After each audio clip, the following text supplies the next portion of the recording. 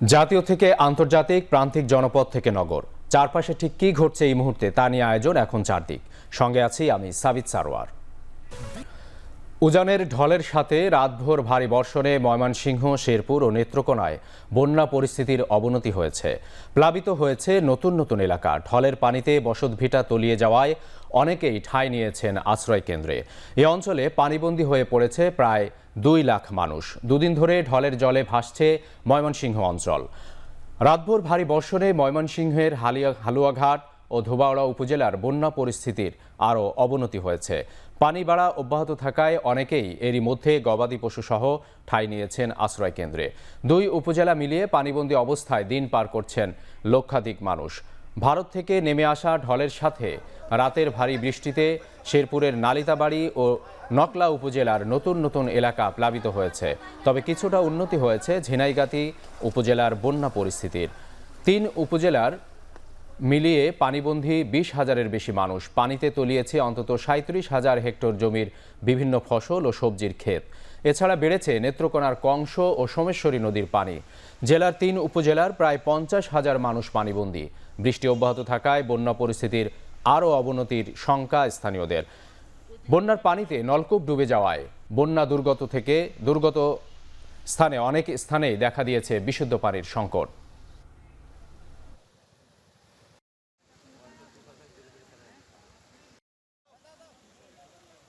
আমরাও অবস্থা ভালো না, বাইরে ঘরে পানি গড়দলিত জায়গা জীবিত লয়ে রান্না বান্না নাই, খাওয়া দাওয়া নাই। আর আমরা নৌকা লাগে আসতে পারতাছি না, খুব কষ্টের মধ্যে আছি। খাওয়া দাওয়া নাই, পানি কাঞ্জি নাই, কারেন্ট নাই, কিছুই নাই। আমরা মানুষ কি কষ্টের মধ্যে আছে, স্কুল করা একটা শুরু, এটার মধ্যে তো জায়গা হইতেছে না। 3 দিন ধরে না খাওয়া অবস্থায় আছি আর কি। গ্যাস গুস নাই ঠিক মতনে, বাইরে ঘরে পানি যে আজকে সামান্য প্রাণ নিয়ে আসে। সাম্প্রতিক বন্যায় ক্ষতিগ্রস্ত ফেনীর 200 পরিবারের 600 মানুষকে বস্ত্র সহায়তা দেয়া হয়েছে। জামা কাপড়, শাড়ি, জায়নামাজ সহ জরুরি পণ্য দেয়া হয়। সকালে পরশুরাম ও ফুলগাজী উপজেলার 200 পরিবারের 600 মানুষের মাঝে এসব সহায়তা সামগ্রী বিতরণ করা হয়। বাংলাদেশ আনসার ও গ্রাম প্রতিরক্ষা বাহিনীর মহাপরিচালকের পক্ষ থেকে কুমিল্লা রেঞ্জ কমান্ডার বন্যায় ক্ষতিগ্রস্তের সহায়তা সামগ্রী তুলে দেন। এ সময় উপস্থিত ছিলেন ব্রাহ্মণবাড়িয়া সহিলপুর 5 আনসার ব্যাটালিয়নের পরিচালক মোহাম্মদ জান আলম সুফিয়ান, ফেনী জেলা কমান্ড্যান্ট মোহাম্মদ হেলাল উদ্দিন সহ আনসার ও ভিডিপির কর্মকর্তা সদস্যরা।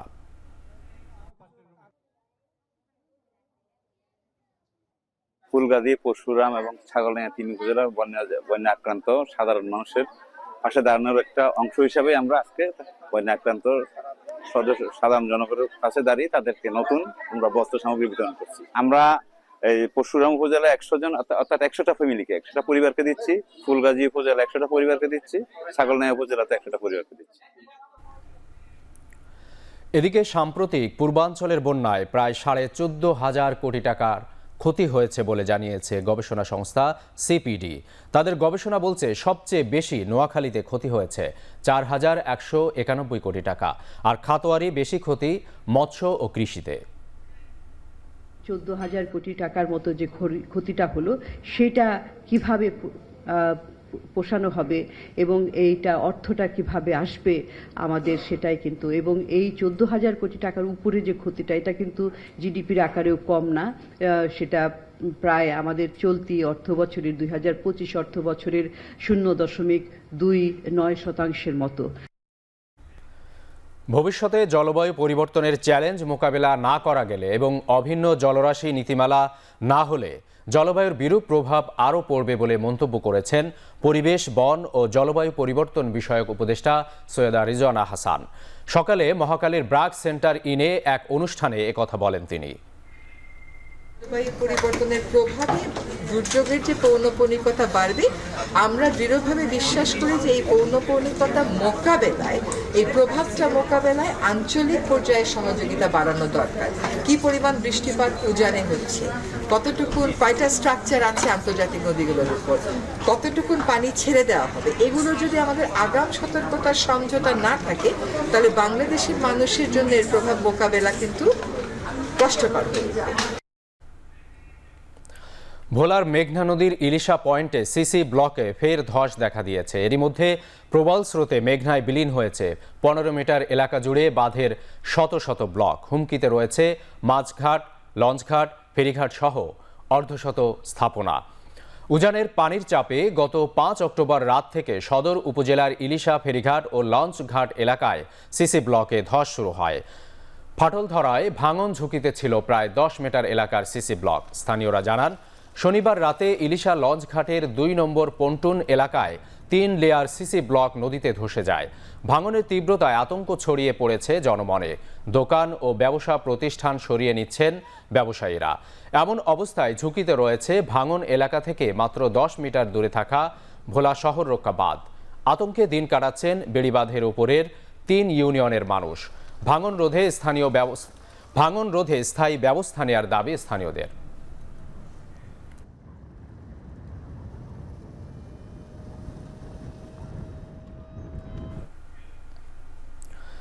সেনা সদর নির্বাচনী পর্ষদ এসবি 2024 প্রথম পর্বের উদ্বোধন করেছেন অন্তর্বর্তী সরকারের প্রধান উপদেষ্টা ডক্টর মোহাম্মদ ইউনূস।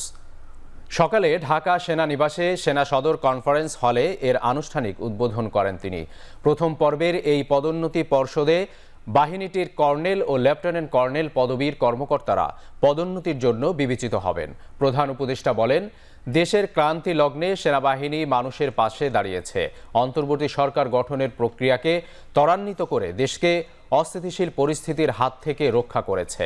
ফলে সেনাবাহিনী আবারও মানুষের কাছে আস্থার প্রতীক হিসেবে স্বীকৃতি লাভ করেছে। সেনাপ্রধান জেনারেল ওয়াকারুজ্জামান, প্রতিরক্ষা সচিব, চিফ অব জেনারেল স্টাফ, সশস্ত্র বাহিনী বিভাগের প্রিন্সিপাল স্টাফ অফিসার সহ ঊর্ধ্বতন কর্মকর্তারা এ সময় উপস্থিত ছিলেন।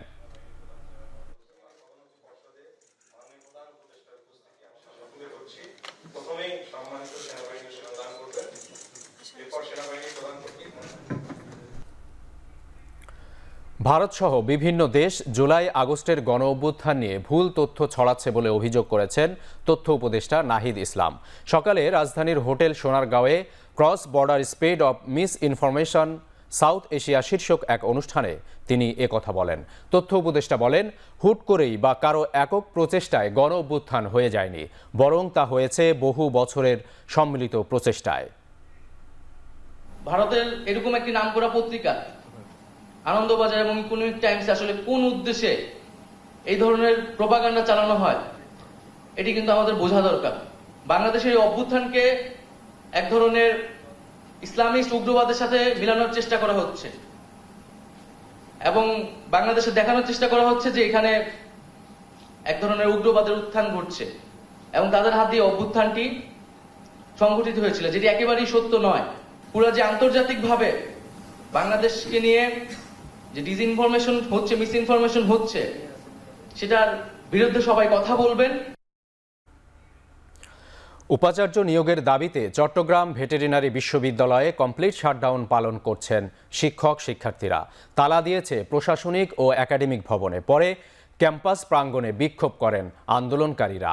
রোববার সকালে বিশ্ববিদ্যালয়ের প্রশাসনিক ভবনের সামনে ব্যানার ফেস্টুন নিয়ে বিক্ষোভ শুরু করেন আন্দোলনকারীরা। তারা বলেন, আগে অন্য বিশ্ববিদ্যালয় থেকে শিক্ষক এনে উপাচার্য নিয়োগ দেয়া হতো। এতে বিশ্ববিদ্যালয়ের একাডেমিক এবং অবকাঠামোগত উন্নয়ন ব্যাহত হয়। এ অবস্থায় বিশ্ববিদ্যালয়ের অধ্যাপকদের মধ্য থেকে উপাচার্য নিয়োগের দাবি জানান বিক্ষোভকারীরা। আগামী 48 ঘন্টার মধ্যে দাবি পূরণ না হলে কঠোর আন্দোলনের হুঁশিয়ারি দেন তারা।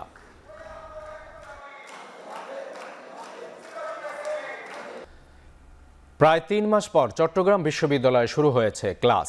সরকার পতনের পর দীর্ঘদিনের অচল অবস্থা কাটিয়ে রোববার সকাল থেকেই শিক্ষার্থীদের পদচারণায় মুখর হয়ে ওঠে ক্যাম্পাস প্রাঙ্গণ। রোববার সকালে বৈষম্য বিরোধী ছাত্র আন্দোলনে আহত ও নিহতদের স্মরণ করে লাল ব্যাজ পরে 1 মিনিট নীরবতা পালন করেন শিক্ষার্থীরা। পরে স্বাভাবিকভাবে ক্লাসে ফিরে যান তারা। এছাড়া প্রায় 2 মাস পর 2023-24 শিক্ষাবর্ষে স্নাতক শ্রেণীতে ভর্তি হওয়া শিক্ষার্থীদের নবীনবরণ অনুষ্ঠান হয়েছে। দীর্ঘদিন পর ক্লাসে ফিরতে পেরে উচ্ছ্বসিত শিক্ষার্থীরা। তবে বৈষম্য বিরোধী ছাত্র আন্দোলনের সময় ইতিহাস বিভাগের 2 শিক্ষার্থী হারানোর বেদনাও ফুটে উঠেছে তাদের মাঝে। আর সেশন জট নিরসনে সর্বোচ্চ চেষ্টার কথা বলছেন শিক্ষকরা। এর আগে গেল শনিবার রাতে আবাসিক হলে ফেরেন শিক্ষার্থীরা।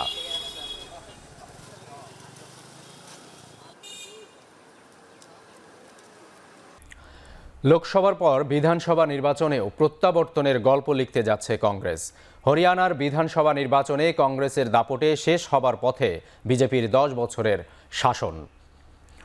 7টি সংস্থার বুথ ফেরত জরিপ বলছে রাজ্যের 90টির মধ্যে 55টি আসনে জয় পেতে পারেন কংগ্রেসের প্রার্থীরা। সরকার গঠনের জন্য প্রয়োজন 46টি আসন। প্রতিদ্বন্দ্বী বিজেপি পেতে পারে 27টি আসন। তবে পাঞ্জাব ও দিল্লিতে সরকার গঠন করলেও হরিয়ানায় এখনও খাতা খোলার সম্ভাবনা নেই আম আদমি পার্টির। এদিকে বুথ ফেরত জরিপ বলছে কোনো দলের সংখ্যাগরিষ্ঠতা অর্জনের সম্ভাবনা না থাকায় ঝুলন্ত পার্লামেন্টের পথে জম্মু ও কাশ্মীর।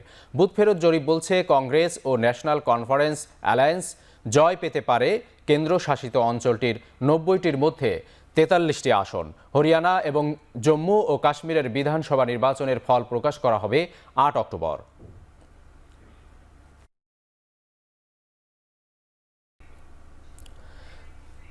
শেষ করছি এখন চারদিক। এখন টেলিভিশন ওয়েবসাইটে দেখতে ভিজিট করুন www.ekhon.tv। এখন টেলিভিশন ফেসবুকে দেখতে ভিজিট করুন facebook.com/tv.ekhon। এছাড়া এখন টেলিভিশন ইউটিউবে দেখতে ভিজিট করুন youtube/c/ekhon tv।